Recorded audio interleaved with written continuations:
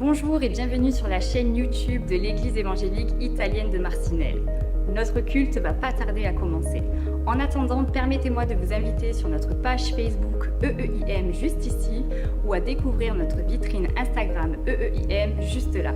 Nous serons également heureux de vous accueillir lors de nos cultes en présentiel le dimanche à 10h et lors de nos réunions de prière le jeudi à 19h30. En plus de tout cela, nous organisons des réunions de jeunes les dimanches soirs à 18h, ainsi que des groupes de maison en semaine dont vous obtiendrez toutes les informations via cette adresse mail ou directement via les réseaux sociaux. Retrouvez toutes ces informations à la fin de la vidéo et les liens vers nos différentes plateformes en description ci-dessous. Nous vous souhaitons un bon visionnage et nous avons hâte de vous rencontrer au sein de notre église. À très bientôt.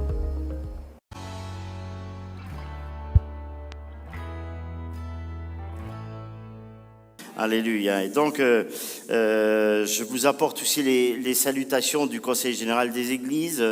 Nous sommes très, très sollicités parce que, comme le pasteur a dit, Enrique, les églises sont un peu en Allemagne, en Suisse, en Belgique, et ça fait beaucoup de kilomètres, beaucoup de déplacements. Mais c'est un combat qu'il faut mener parce que le diable ne se repose pas. Et si le diable ne se repose pas, on ne peut pas se le permettre non plus. Amen. Vous êtes d'accord? Amen. Nous devons rester vigilants et forts dans la foi. Amen. Je ne veux pas traîner parce que mon problème, c'est que c'est comme le problème de tous les pasteurs, c'est que quand les pasteurs prêchent, l'horloge tourne plus vite. Alors, c'est toujours une complication. Et donc, je voudrais abréger même ma pensée pour pas vous fatiguer. Mais je suis content parce que dans l'esprit du culte, à peine il y a eu l'ouverture, tout a convergé dans le même sujet. Le pasteur a lu le psaume 100. Nous avons été conduits par la louange et dans la louange de tout focaliser sur Jésus. Amen. Et c'est ce que je veux faire ce matin. Je veux rien faire d'autre. Je veux focaliser sur le Seigneur. Amen. Et c'est pour cela que je vous invite à lire en Philippiens, chapitre 4. Je vais couper pas mal, mais je pense que le Seigneur va nous aider à recevoir ce qu'il veut nous donner à chacun de nous. Amen. Parce que nous voulons recevoir du Seigneur ce matin. Amen. Il n'y a que sa parole qui peut nourrir notre âme et notre esprit et notre corps aussi. Parce que quand on lit la parole de Dieu, on est fortifié dans tout notre être. Amen. Donc en Philippiens chapitre 4, c'est pas un verset nouveau, hein. Vous le connaissez, votre pasteur a sûrement prêché, je vous ne apporterai rien de nouveau avec ce verset-là, mais je veux juste que notre foi soit de nouveau enflammée ce matin et voir clair dans notre vie. Amen.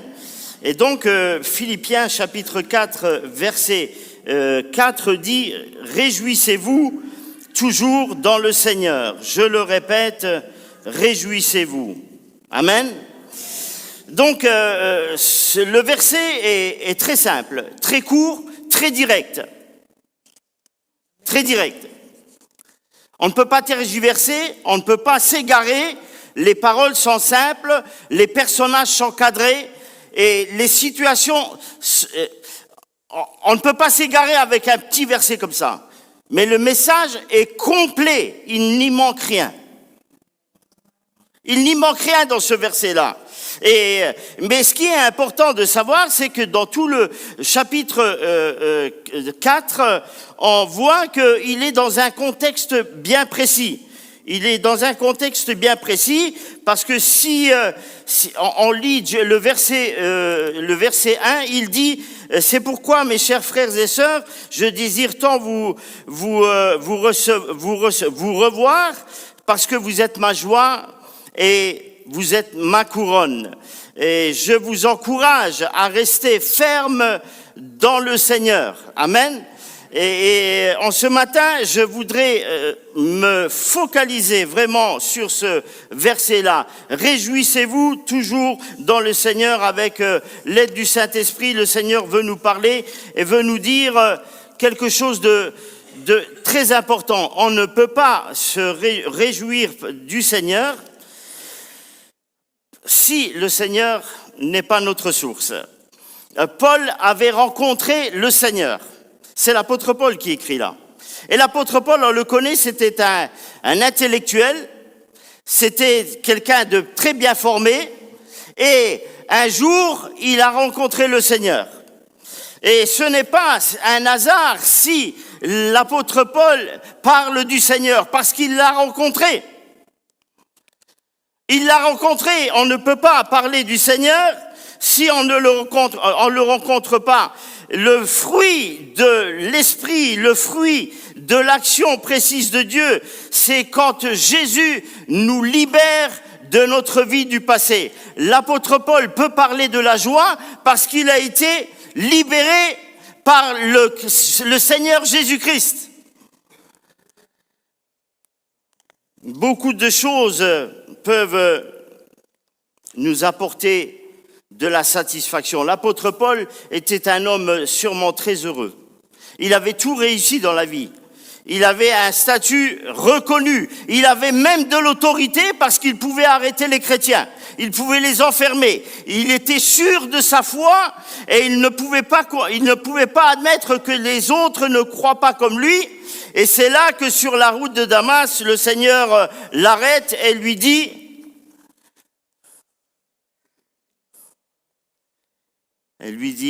Saül, Saül. Il l'appelle. Et Saül lui demande, mais qui es-tu, Seigneur? Et ce qui est très important, c'est de savoir que le Seigneur lui dit, je suis Jésus. Et nous avons chanté Jésus ce matin. C'est pas vrai? Et nous sommes pour Jésus ce matin à l'écoute de sa parole. En dehors du Seigneur, on ne peut pas retrouver la joie. Et alors, je veux revenir dans ce verset et me focaliser sur ce verset. Une des premières choses pour nous réjouir dans le Seigneur, c'est de comprendre le processus. L'apôtre Paul, ici, dans ce verset, il dit, « Réjouissez-vous dans le Seigneur ». Paul ne dit pas, « Réjouissez-vous dans la réussite », comme l'avait l'apôtre Paul. Paul ne dit pas, « Réjouissez-vous dans vos projets ». Il ne dit pas, « Réjouissez-vous quand votre santé tient bon », et on l'a entendu ce matin. Il ne dit pas, « Réjouissez-vous quand vos enfants vont bien ». Il ne dit pas, réjouissez-vous quand votre couple va bien. Il ne dit pas, réjouissez-vous quand l'église est paisible et tranquille et bénie. Il ne dit pas, réjouissez-vous quand les finances suivent et quand l'avenir paraît vraiment paisible et lisible. Et c'est justement là que ça devient difficile. Comment dire à des personnes qui ont plein de problèmes dans la vie? Et nous sommes entourés d'un monde plein de problèmes, n'est-ce pas? Et comment dire à un monde qui est engouffré dans ses problèmes et qui n'arrête pas de dire, et vous êtes entourés sûrement de personnes qui disent, je n'en peux plus, je suis fatigué, je suis las, j'arrive plus à avancer, j'arrive plus à me relever. Et comment dire à ces personnes, réjouis-toi dans le Seigneur. Et pourtant, c'est ce que l'apôtre Paul dit ce matin. Réjouissez-vous dans le Seigneur. C'est une exhortation. Ce n'est même pas à discuter. Ce n'est même pas à chercher à comprendre le comment du pourquoi.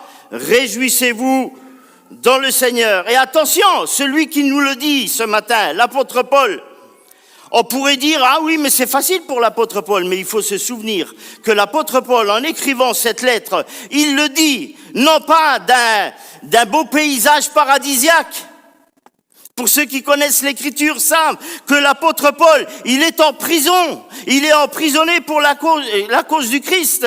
Et voici la clé de ce verset, se réjouir, il nous le dit, réjouissez-vous dans le Seigneur.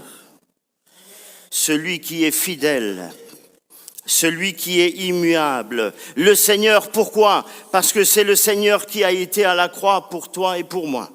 C'est celui qui a pris tes péchés. C'est celui qui nous a lavés par son sang. Et ce matin, c'est celui qui a vaincu aussi la mort. Pourquoi Jésus? parce que c'est celui qui nous donne l'espérance, non pour cette vie seulement, mais pour l'éternité. Et c'est celui qui promet d'être toujours avec toi. Parce que quand vous commencez à avoir des problèmes, vous avez remarqué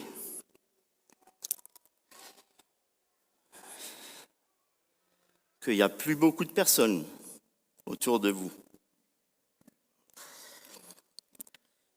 Et l'homme construit ses réalités, il construit son futur, il construit sa joie, il construit son allégresse sur tout ce qui est périssable. L'homme, pour être heureux, il a 3 idoles. Pour être heureux, il doit contrôler les choses,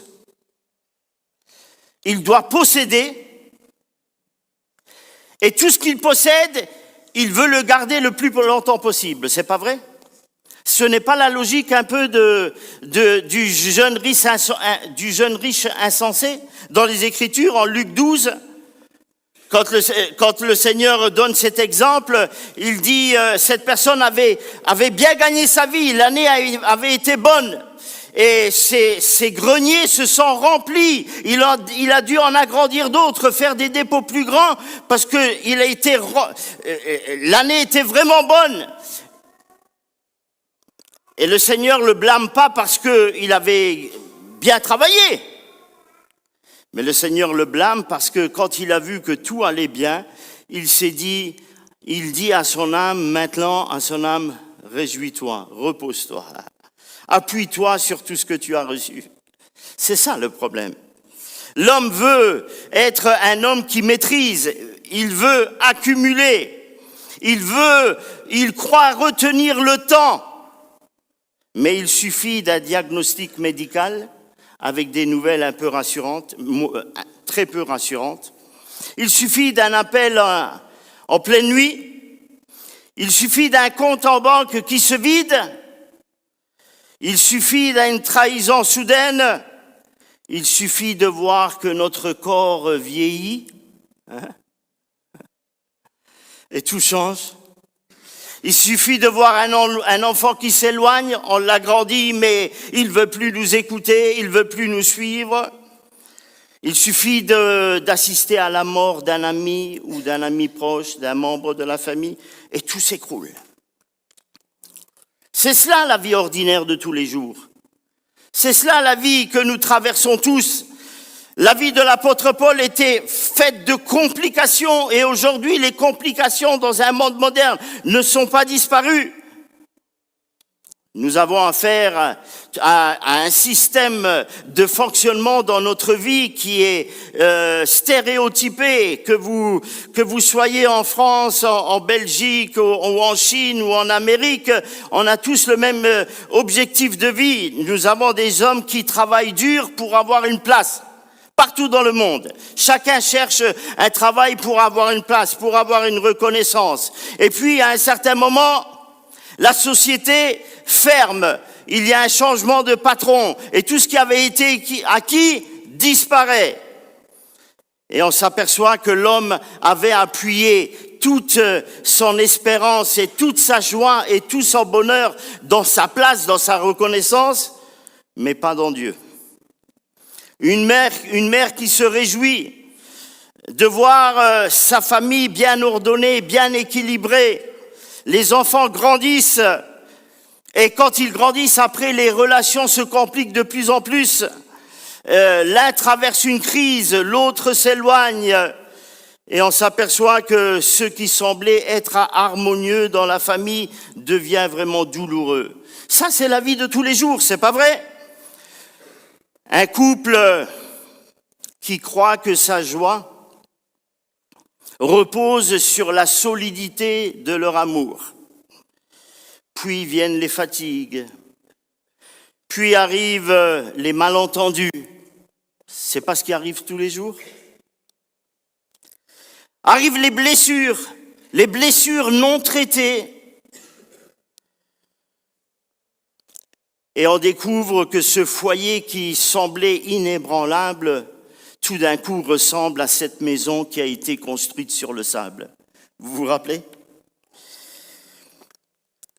Et aussi encore trop souvent, nous voyons des croyants après une vie pastorale, et chaque pasteur peut confirmer, le pasteur Di Pasquale, Enrique, moi-même et tous ceux qui sont dans le ministère, combien de fois nous sommes déçus de voir des jeunes, des familles, des fidèles dans l'église, tout enthousiastes. L'atmosphère du culte est très bonne, la réussite du ministère est très bonne, et l'estime des frères et des sœurs est très bonne, l'amitié est très bonne.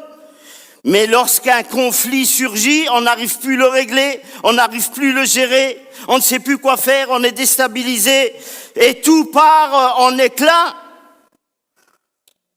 Et voilà que le cœur et l'âme est complètement renversé. Et l'apôtre Paul dit, réjouissez-vous, et il est précis dans le Seigneur. Tout est important, mais rien ne peut remplacer cette joie dans le Seigneur.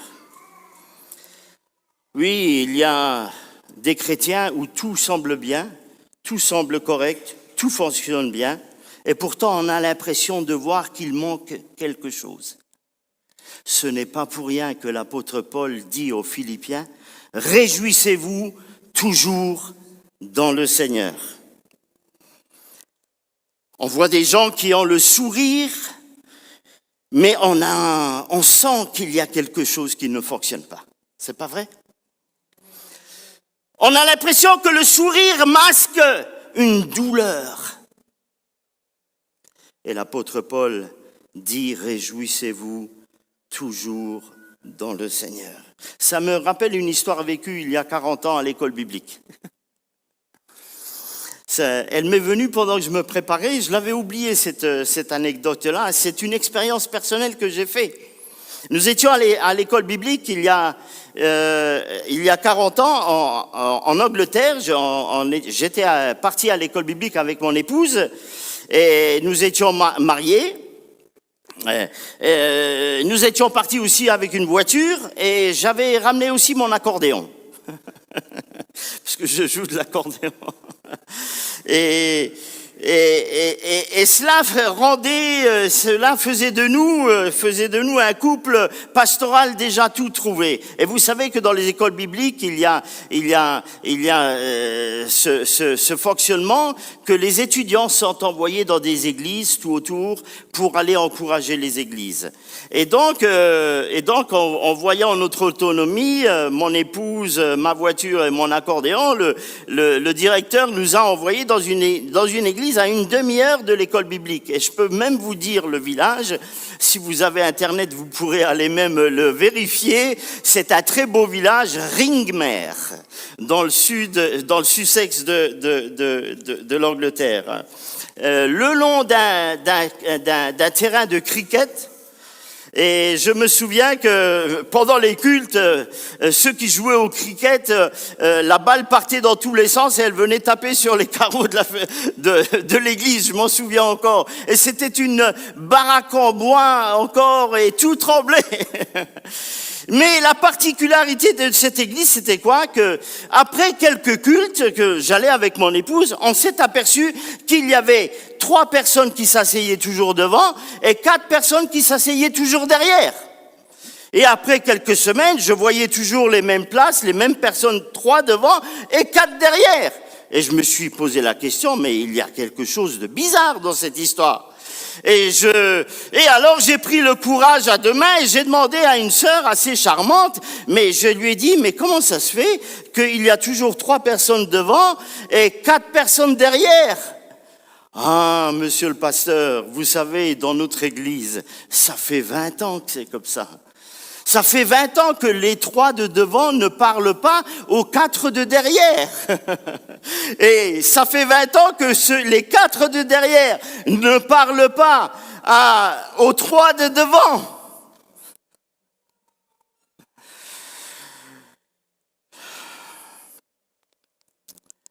Et pourtant, le culte se passait bien. Tout le monde louait le Seigneur. Tout le monde avait un sourire. Et pourtant, il y avait une zone congelée, gelée, entre le devant et l'arrière. Vraiment un mur de glace. Et cette glace invisible, forcément, refroidissait l'esprit profond de l'Église. Réjouissez-vous toujours dans le Seigneur. Et quand on se réjouit toujours dans le Seigneur, il ne peut pas y avoir de glace qui se crée dans notre cœur. Parce que le psalmiste dit, je suis dans la joie quand on me dit, allez à la maison de l'Éternel. Hein? Psaume 122, vous vous le rappelez? Je suis dans la joie. Alors je m'imagine la préparation du culte de ces personnes-là. Les 3 devant et les 4 derrière. Comment ils se sont organisés pour être au culte et jamais ne se saluer, jamais ne se parler, mais faire quand même un culte ensemble. Oui, nos sourires des fois peuvent cacher des douleurs profondes. Mais l'apôtre Paul nous dit ce matin, réjouissez-vous toujours dans le Seigneur. Et ce n'est pas une formule magique. Ce n'est pas une formule magique, car un croyant peut traverser les épreuves. Le croyant n'est pas immunisé. Il peut être comme David, vous vous rappelez? David, il le dit en Psaume chapitre 6, « Je m'épuise à force de gémir, et mon lit est inondé de mes larmes. » Nous pouvons être vidés par la vie. Nous pouvons être même vidés par la joie qui peut nous animer. Mais dans le Seigneur,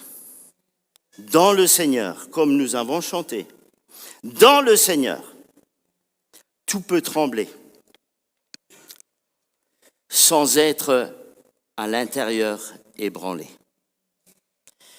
On peut perdre beaucoup dans cette vie, mais avec le Seigneur, on ne perd pas l'essentiel. Et comme le dit l'apôtre Paul, je répète, quelqu'un qui nous dit « Réjouissez-vous dans le Seigneur », je répète, il n'est pas dans une île paradisiaque, il est en prison. Et il lui dit, pour ceux qui connaissent les Écritures, en 2 Corinthiens chapitre 4, verset 6, « Pressé de toute manière, mais non réduit à l'extrême. Dans la détresse, mais non dans le désespoir. Persécuté, mais non abandonné. Abattu, mais non perdu. » Oui, le Seigneur ce matin nous rappelle, réjouis-toi dans le Seigneur. Et les difficultés ne pourront pas t'ébranler. Car la joie du Seigneur ne vient pas de nos forces. La joie du Seigneur ne vient pas parce que nous sommes simplement des hommes de foi, parce que notre foi peut vaciller. Mais notre allégresse, notre joie, notre force vient de celui qui nous tient. Et en ce matin, le Seigneur tient ta vie dans ses mains. Le Seigneur tient ta vie dans ses mains et il ne monnaie rien du tout sur ta vie. Tu lui appartiens. Et j'aime ce verset en italien, sono stato afferrato da Cristo. J'ai été saisi par le Christ.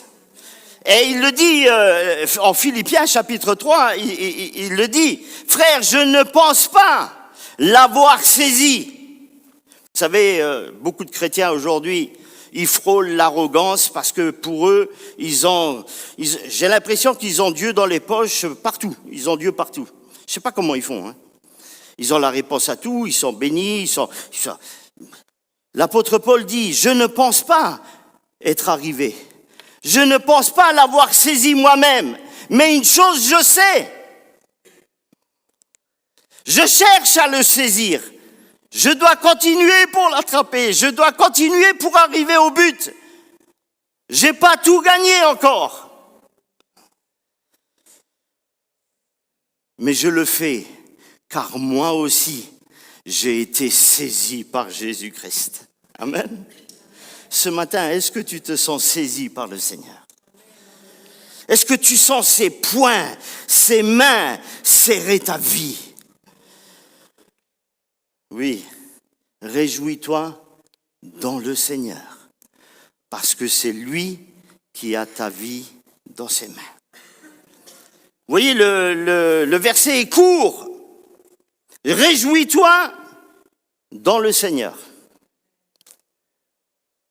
On ne peut pas se réjouir sur autre chose. Il y a plein de choses qui peuvent nous faire plaisir. On peut partager des moments agréables de communion fraternelle. On peut partager la joie du Seigneur ensemble, mais on ne peut que la partager si on se réjouit nous-mêmes dans le Seigneur. Amen. Deuxième, le verset dit « Réjouissez-vous toujours ». Ah, là ça se complique, hein. Là ça se complique. Humainement, intellectuellement, c'est peut-être le terme le plus dérangeant, le plus compliqué à comprendre. Souvent, si l'apôtre Paul aurait dit souvent, on aurait été d'accord avec lui. Si l'apôtre Paul aurait dit autant que possible, faites du mieux pour vous réjouir, ça aurait été encore passé, ça aurait pas pu passer. Mais l'apôtre Paul est clair, le verset est clair, il est court, il est concis, et il va droit au but. Réjouissez-vous toujours dans le Seigneur, dans les jours de paix, dans les jours de conflit, dans les jours d'abondance, dans les jours de manque, dans les jours ensoleillés ou dans les jours pluvieux. Et il me semble qu'en Belgique, vous êtes assez bien servis de ce côté-là, non? Nous, aux portes de l'Alsace, c'est pas mieux, hein. D'ailleurs, ce matin, quand je suis parti, il y a eu une de ces averses, je savais plus où j'étais. Incroyable. Et après, le soleil s'est quand même réveillé. Oui, Paul ne parle pas de choses qu'il ne connaît pas. Si l'apôtre Paul est clair, précis et concis, c'est il sait ce qu'il dit. Il sait que ça fonctionne. Il sait que il n'y a rien qui peut venir s'entraver à cette vérité biblique. Réjouissez-vous toujours dans le Seigneur. Pourquoi? Il le dit au verset 12 et 13. Pourquoi? Alors ce n'est pas instantané, hein? Attention. À ceux qui vous vendent un évangile digital. Il y en a beaucoup qui vous font croire que pour être béni, il suffit de prendre votre souris et vous cliquez là, et ça marche.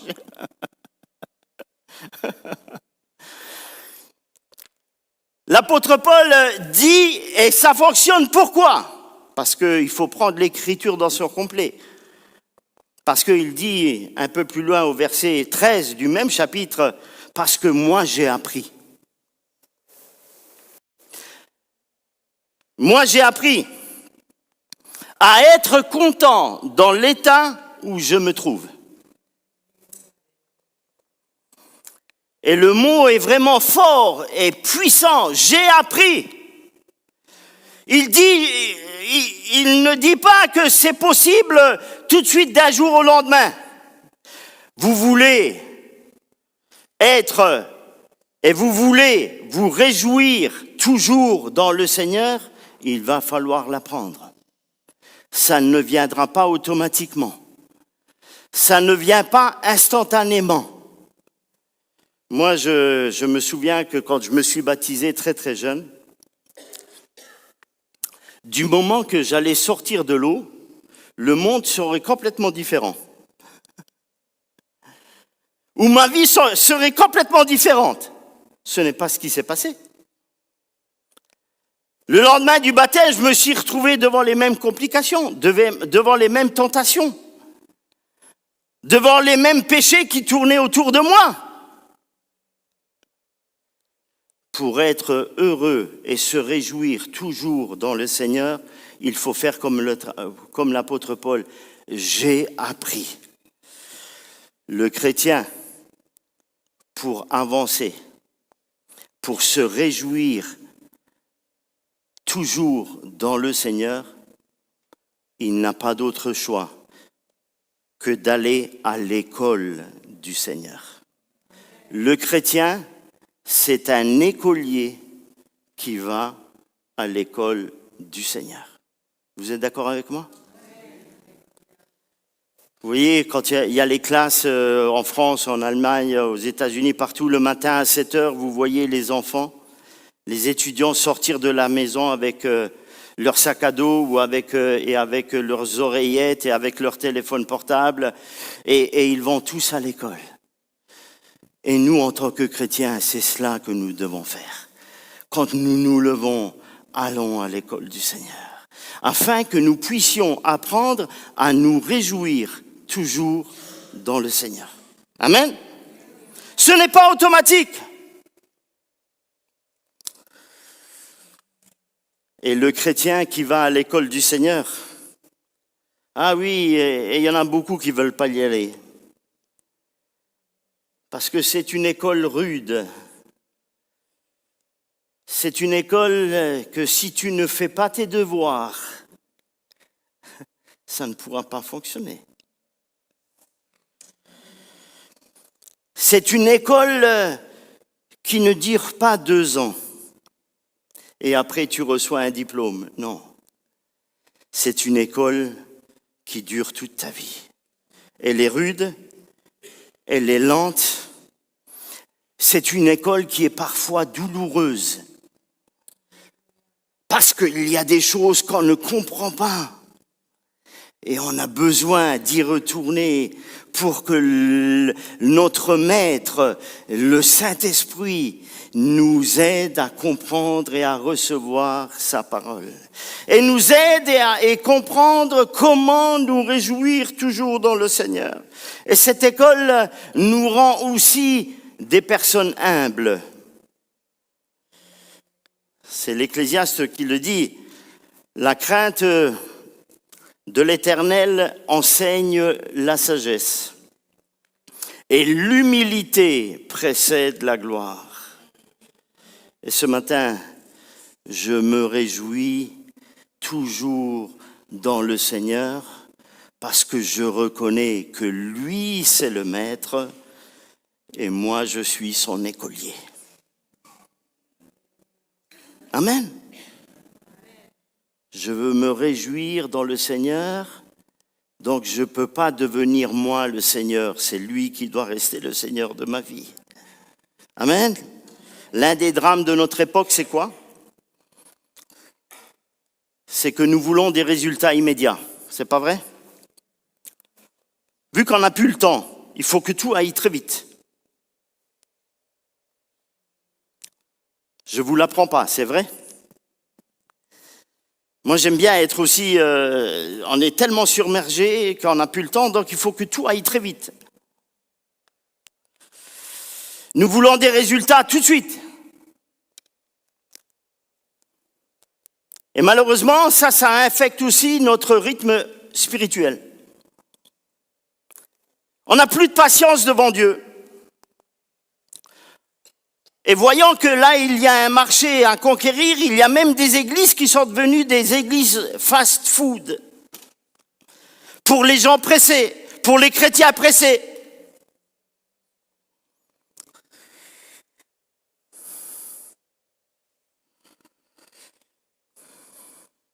Alors les programmes sont allégés, il suffit de chanter, il n'y a plus besoin de lire la Bible, il n'y a plus besoin de prier, il n'y a plus besoin de se consacrer. Il n'y a plus besoin d'aller au pied du Seigneur. Des églises où ils ont adapté un programme justement pour les gens pressés, pour les chrétiens pressés. Il y a même des églises que vous n'avez même plus besoin d'y aller. Il suffit juste de vous connecter, vous n'avez même plus besoin d'être présent.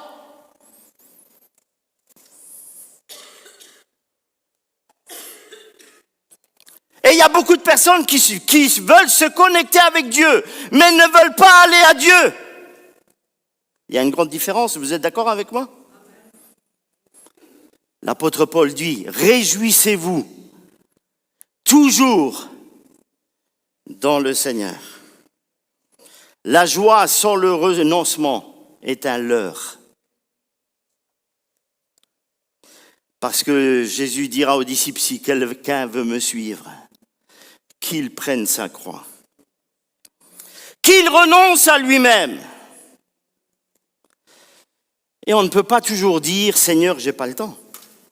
Il va bien falloir un jour prendre du temps et aller auprès du Seigneur. C'est pas vrai? Réjouis-toi toujours dans le Seigneur. Oui.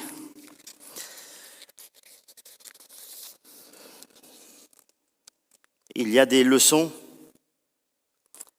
qu'on est obligé d'apprendre au pied du Seigneur.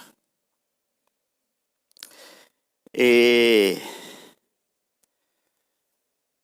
il y a des leçons qu'on ne peut que apprendre. J'arrive à un âge aussi mûr. Et vous serez d'accord avec moi qu'il y a des choses qu'on comprend mieux quand on a 30 ans que 15 ans. Vous êtes d'accord? C'est pas vrai? Et après, il y a des choses qu'on comprend mieux quand on a 65 ans que quand on a 30 ans. C'est pas vrai? Il y a des choses qu'on comprend mieux quand on est au chevet d'un malade. Il y a des choses qu'on comprend mieux quand on a vu certains rêves s'effondrer. Parce qu'on est dans une société aujourd'hui où on vous vend du rêve à n'importe quel jour de la journée.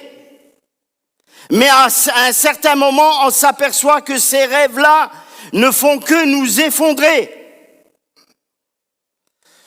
Il y a des leçons qu'on apprend seulement après une longue attente. Il y a des leçons qu'on apprend après une prière qu'on n'a pas reçue de réponse tout de suite. Il y a des leçons qu'on apprend après des années de fidélité. Lorsqu'on découvre que les hommes oublient vite, que les hommes souvent jugent très très vite, que les hommes interprètent toujours très très mal. Et on arrive à réaliser que Jésus est le même, hier, aujourd'hui et éternellement. Le toujours de l'apôtre Paul est radical, il est innégociable, on ne peut pas le négocier, toujours. Pourquoi? Parce qu'il touche, parce qu'il parle du Seigneur, réjouissez-vous toujours dans le Seigneur. Et ce toujours est relié à la seigneurie du Seigneur dans notre vie. Je dois me réjouir toujours dans le Seigneur parce que lui, c'est mon Seigneur. Et s'il est Seigneur, alors il ne peut pas être Seigneur que dans mes bons jours. C'est pas vrai? Le Seigneur ne peut pas être mon Seigneur que le dimanche. Il doit être le Seigneur dans les bons jours et aussi dans les mauvais jours. Je répète, l'apôtre Paul n'était pas sur une île paradisiaque à nous enseigner ce matin. il était enchaîné pour la cause du Christ. Alors, oui, ça me rappelle la réaction de Job. Vous vous rappelez quand tout allait bien et du coup la vie s'effondre. Tout s'est effondré. Vous connaissez, je ne rentre pas dans les détails. Et sa femme lui propose, maintenant que tout va mal, oublie Dieu. Je tourne de page. Non, et Job dit, comment ? On a été fidèle quand tout allait bien et on va rester aussi fidèle quand tout va mal. Parce que nous devons nous réjouir toujours dans le Seigneur. Et en troisième,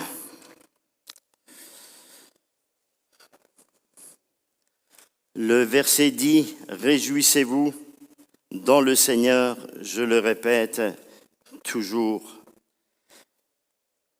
Réjouissez-vous dans le Seigneur. Et pour nous réjouir dans le Seigneur, qu'est-ce qu'il faut ? Pour nous réjouir dans le Seigneur, il y a un passage obligé. Il nous faut avoir le Seigneur.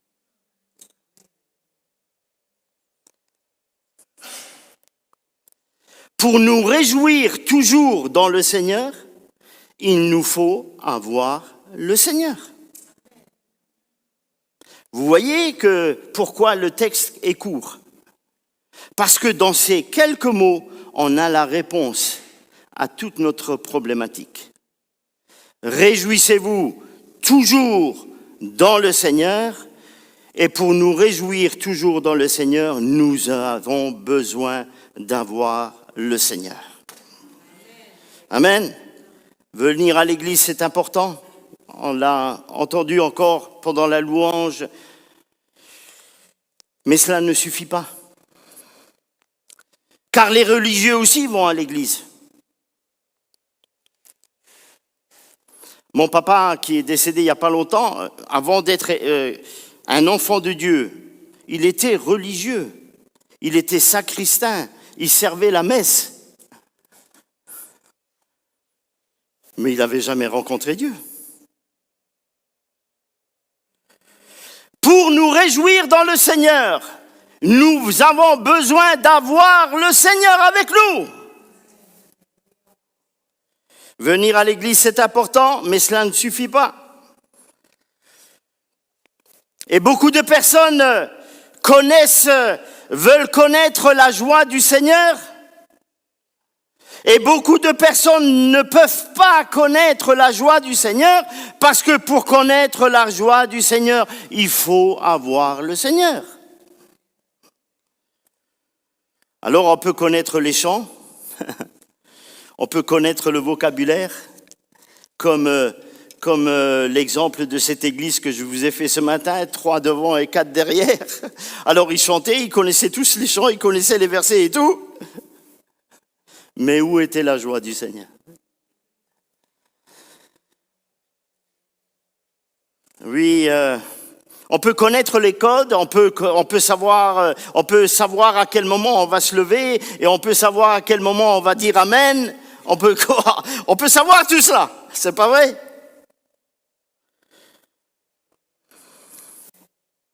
Mais rencontrer le Seigneur, ce n'est pas seulement ressentir une certaine ambiance, mais c'est le rencontrer dans notre cœur.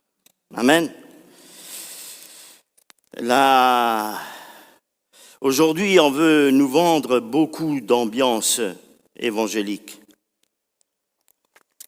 Je me permets de parler comme ça parce qu'en étant un peu surveillant et puis en travaillant avec les pasteurs et en voyant souvent les ruines de l'ennemi, on veut aider nos fidèles, nos âmes qu'on aime, que le Seigneur nous a confiées, on veut les aimer de tout notre cœur, et on veut les aider, on veut les aviser, on veut les conseiller. Beaucoup nous vendent une superficialité religieuse. Une église, je répète, fast-food, où tout va très vite, tout va très bien, il suffit que vous ayez un bon sourire, il y ait eu une belle atmosphère et puis ça continue. Non, la joie du Seigneur, toujours dans le Seigneur. Et pour avoir cette joie-là, il faut avoir le Seigneur dans notre vie. Amen. Une réunion peut être intense, peut être forte, impressionnante, sans produire de repentance, sans produire de changement de vie. Et beaucoup ne connaissent pas le Seigneur parce que si on n'a pas le Seigneur en nous, on ne peut pas le connaître. On peut entendre parler de lui, mais on ne le connaît pas. C'est pour cela que l'apôtre Paul dit « Réjouissez-vous toujours dans le Seigneur et dans le Seigneur. » Et pour être dans le Seigneur, il faut avoir le Seigneur. Amen. Et c'est là que tout se produit, le miracle se produit. Connaître et avoir le Seigneur, c'est nous reconnaître des pécheurs, avoir besoin de sa grâce. Et avoir besoin du Seigneur, ça veut dire que je réalise que moi, je ne peux pas me sauver moi-même. J'ai besoin de lui. J'ai besoin de sa grâce. Et quand nous nous adressons au Seigneur et nous lui disons « Seigneur, j'ai besoin de toi », alors le mystère de la grâce s'installe. Le cœur s'ouvre, la grâce entre, la paix s'installe et la joie s'élève de notre vie. Une joie qui ne dépend plus des circonstances, mais d'une certitude intérieure. Et cette certitude, c'est quoi? C'est pas parce que je suis dans une belle église, c'est pas parce que j'ai plein d'amis dans l'église, ça c'est important, tout est important. Mais cette joie-là, elle vient parce que j'ai la conviction que Dieu m'a trouvé, Dieu m'a sauvé, Dieu m'a pardonné, Dieu m'a libéré. Réjouissez-vous toujours dans le Seigneur. Et cela, l'homme le supporte mal, vous savez. Parce que l'homme est un fin manipulateur. Il préfère être amélioré que sauvé. Vous savez, aujourd'hui, il y a beaucoup de magasins de bien-être. Il y en avait beaucoup pour les femmes, mais maintenant, il y en a beaucoup aussi pour les hommes. Hein? Que si vous avez 60 ans, vous ressortez de là, vous semblez avoir 40 ans. On vous refait tout jeune. On vous améliore. Et il y a beaucoup de personnes qui pensent qu'avec Dieu, ça marche aussi comme ça. Le Seigneur ne veut pas nous améliorer seulement. Il veut nous sauver. L'homme préfère être conseillé que racheté par la grâce de Jésus-Christ. Il préfère recevoir des leçons de morale, même si la morale aujourd'hui, il ne faut pas trop y toucher. Hein?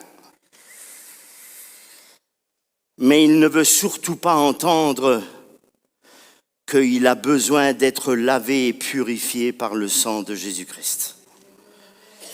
L'homme aujourd'hui, il veut bien que Dieu l'aide, mais il ne veut surtout pas entendre que Dieu lui dise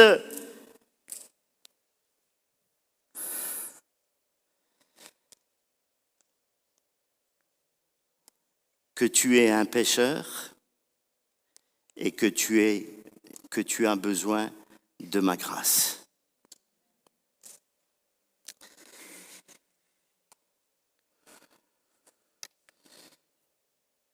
Réjouissez-vous toujours dans le Seigneur. On peut résumer cette phrase avec une autre phrase. La meilleure façon d'être heureux dans Christ, avec Christ,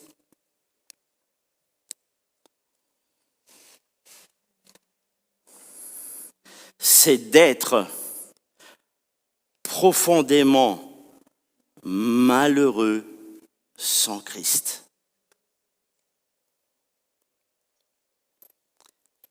Et moi, je suis heureux d'être ce matin avec vous. Nous sommes heureux d'être ensemble avec vous. Et nous sommes heureux pour chacun de nous ce matin. Mais nous sommes heureux tous ensemble. Pourquoi? Parce que nous sommes bénis et heureux d'avoir Jésus-Christ dans notre cœur.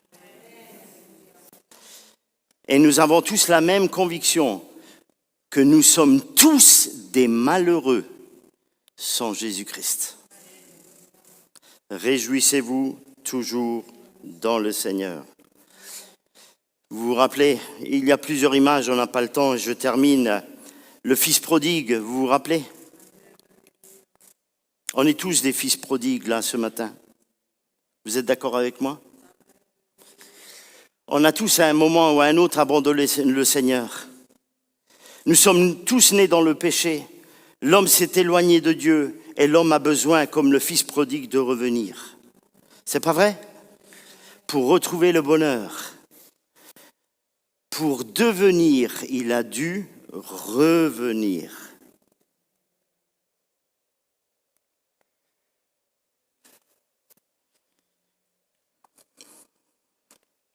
Il y a une autre phrase que j'aime bien dans la Bible. Il faut que je diminue et il faut que lui grandisse en moi. Amen. Parce que tant que le moi règne, la joie, elle est fragile. Tant que ma personnalité règne, ma joie est faible. Tant que c'est moi qui a tout dans les mains, alors le lundi je suis content, le mardi je suis mécontent, le jeudi je suis exécrable, le vendredi ça va mieux, c'est la fin de la semaine.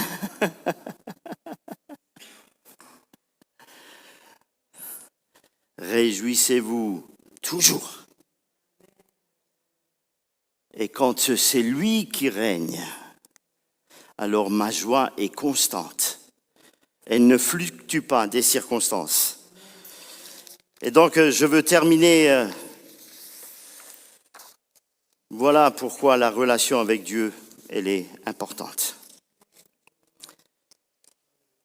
Parce que si la relation avec Dieu n'est pas réelle, vraie, authentique, tangible, si je ne sens pas que Christ a saisi ma vie, comme l'apôtre Paul le disait, alors ma joie n'est pas réelle non plus, elle est superficielle. Réjouissez-vous toujours dans le Seigneur. Amen. C'est la prière de David, c'est notre prière à nous. Vous savez, moi, je ne peux pas pointer le doigt sur David dans le psaume 51, parce que nous sommes tous des pécheurs. Mais David a réalisé une chose, et il le confesse. Son péché était là, tout était là, le chaos était là et tout. Mais ce qui lui manque dans tout ça, c'est la joie du salut. Et il prie, Seigneur, crée en moi un cœur pur. Et la chose qu'il demande, c'est quoi? Et Seigneur, rends-moi la joie de ton salut. Réjouissez-vous toujours dans le Seigneur. Ah oui, ce matin, je ne suis pas en train de vous dire que vous n'aurez plus de problèmes et nous n'aurons plus de problèmes. La Bible dit que le soleil se lève sur les justes et sur les injustes. Il pleut sur les justes et sur les injustes. Alors, c'est pas ça que je suis en train de vous dire. Mais avec l'aide de Dieu et avec la joie du Seigneur, on surmontera tous les obstacles. Parce qu'il est possible, il est vrai, et il est seulement possible d'être toujours en joie avec le Seigneur. Réjouissez-vous toujours dans le Seigneur. Alors, ce matin, le monde nous offre des substituts trompeurs, et éphémères, des substituts qui essayent à te dévier de cette trajectoire. Mais n'aie pas peur de cela, car la joie du Seigneur est notre force. C'est pour cela que l'apôtre Paul dit « Réjouissez-vous toujours dans le Seigneur », parce qu'en te réjouissant toujours dans le Seigneur, tu seras imbattable, parce que le Seigneur est avec toi. Nous voulons nous lever. Tu es affaibli dans la foi? Réjouis-toi dans le Seigneur. Tu es fatigué? Réjouis-toi dans le Seigneur. Tu es découragé? Réjouis-toi dans le Seigneur. Tu as perdu confiance en toi? Réjouis-toi dans le Seigneur. Tu ne sais plus où aller? Tu ne sais plus quoi faire?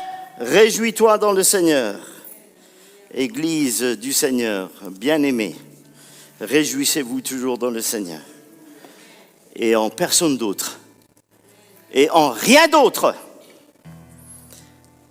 Même pas dans les circonstances positives.